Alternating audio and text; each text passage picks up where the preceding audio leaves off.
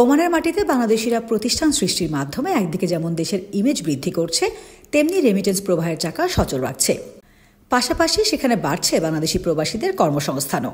ওমানের ইব্রা আলাইয়া স্থানে বাংলাদেশি মালিকানাধীন ইস্কি ট্রাভেলস অ্যান্ড ট্যুরিজমের দ্বিতীয় শাখা উদ্বোধন অনুষ্ঠানে ব্যবসায়ীরা এসব মন্তব্য করেন। প্রতিষ্ঠান মালিক মনির হোসাইনের সভাপতিত্বে উদ্বোধনী অনুষ্ঠানে প্রধান অতিথি ছিলেন বাংলাদেশ বিমান ওমানের কান্ট্রি ম্যানেজার শরীফুল আলম।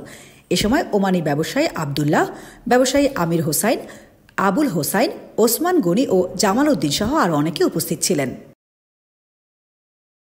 যারা আজকের এই অনুষ্ঠানে একত্রিত হয়েছি, আমরা সবাই বাংলাদেশি ভাই বেরাদার, সবাই আমরা আত্মীয় স্বজনের মতো। তো আমি আজকে এখানে বাংলাদেশিদের জন্য বলবো যে এটা আমাদের বাংলাদেশি প্রতিষ্ঠান, এটা শুধু আমার একা না, এটা আমি এই ব্রাঞ্চটা সকলের পক্ষ থেকে খুলেছি।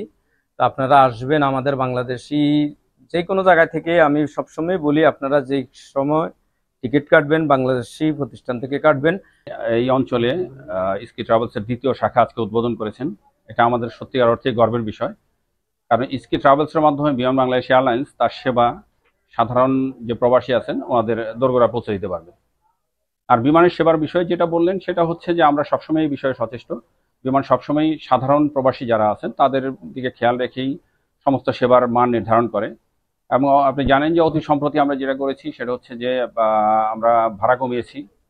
طبعا اسمه الجاليه البنغاليه محترمين ودائما ما شاء الله في كل الاعمال في عمان، من سياحه، من مقاولات، من تجاره، من هايبر ماركتات، من كل شيء. News desk, news Asia TV.